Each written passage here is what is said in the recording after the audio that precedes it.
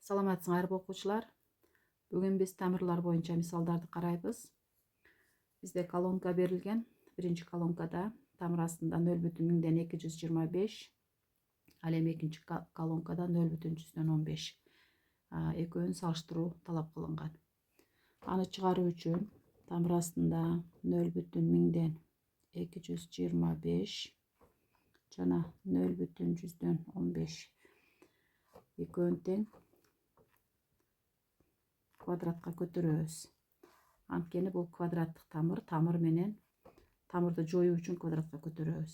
Демек булар кыскарып кетсе 0,225 калат.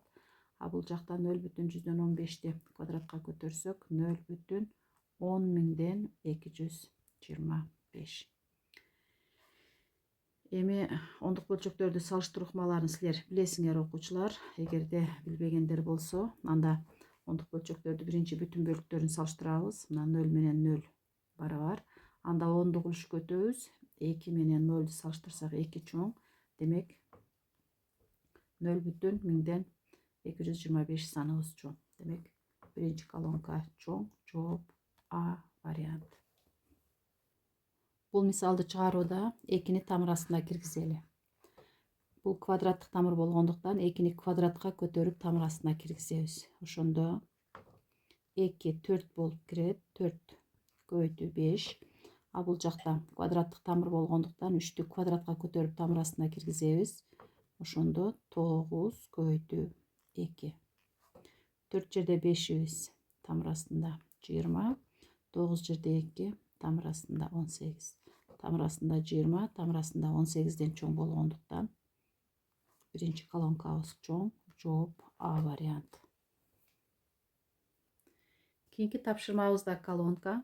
Мында квадраттык тамыр астында А'нын 6-чы даражасы жана А'нын кубун салыштыруу берилген. Ушул мисалды чыгарууда көпчүлүк окуучулар мындай катага жол берет. А'нын 6-чы даражасы мына квадраттык тамыр астында. А'нын кубун жазып туралы. Мында квадраттык болгондуктан окуучулар бул жерде квадрат менен 6-ны кыскартып жиберет да. А'нын кубу экөө барабар деп вагон В жооп деп жазып коюшат. Бирок балдар бир учурду эске алышпайт.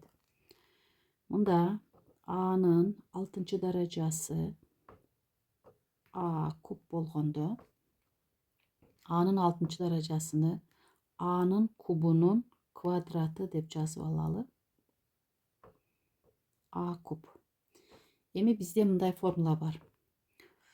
Квадраттык тамыр астында А'нын квадраты бул модул ичинде A'га барабар эле.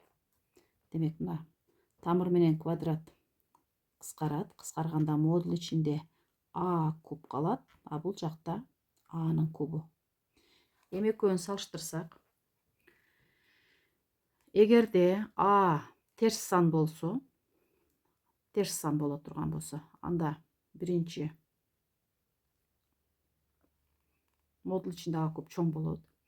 Эгерде А оң сан боло турган болсо, оң сан, анда экөө барабар болуп калат.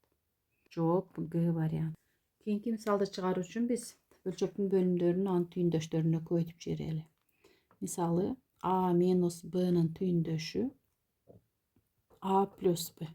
Бул бизге А квадрат минус Б квадратты берет. Же болбосо А плюс Б'нын түйүндөшү А минус Б. Бул да А квадрат минус Б квадратты берет. Демек 2 кошулган тамыр астында 2-нин түйүндөшү 2 кемитүү тамыр астында 2. Эми биз бөлчөктүн негизги касиети боюнча бөлчөктүн бөлүмүн кандайдыр бир санга көбөйтсөк, анда анын алымын да ошол санга көбөйтүшүбүз керек. Кошуу тамыр астында 2 кемитүү 1. Анын түйүндөшү тамыр астында 2 кошулган 1. Бөлчөктүн алымында тамыр астында 2 кошулган 1ге көбөйтүшүбүз керек. барабар.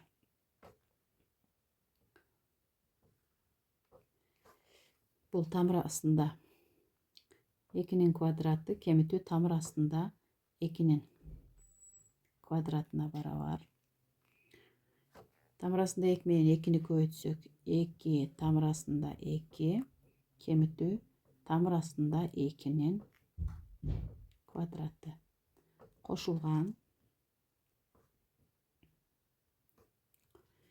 Тамыр астында 2-нің квадраты кеміту 1-дің квадраты.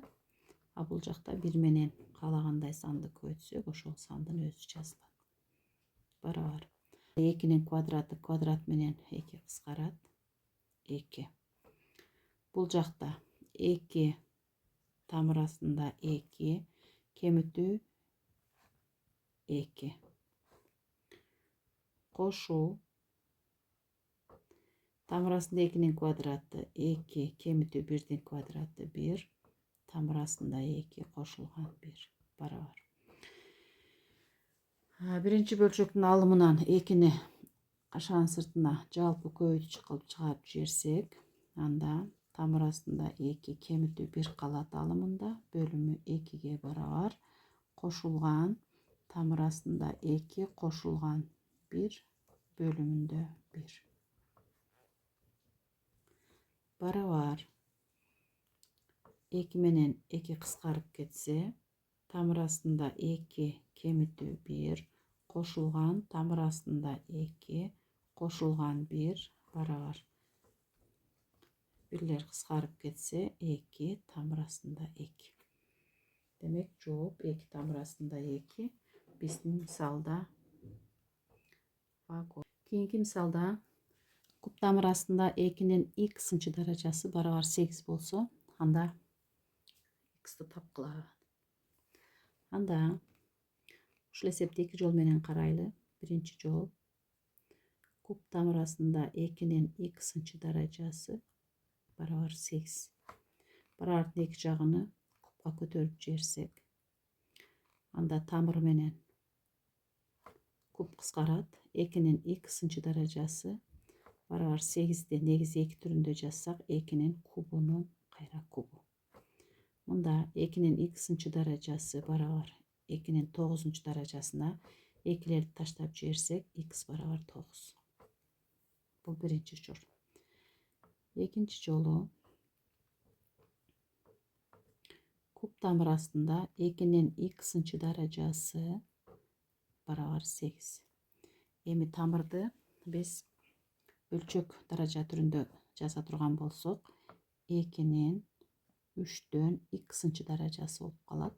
Бул барабар 8-ди негизди 2 түрүндө жазсак, 2-нин кубуна. 2-лерди таштап жиберсек, x бөлүнгөн 3 барабар 3. Мындан x барабар 9 экендиги келип чыгат. Демек, жооп 9. Биздин мисалда Г варианты.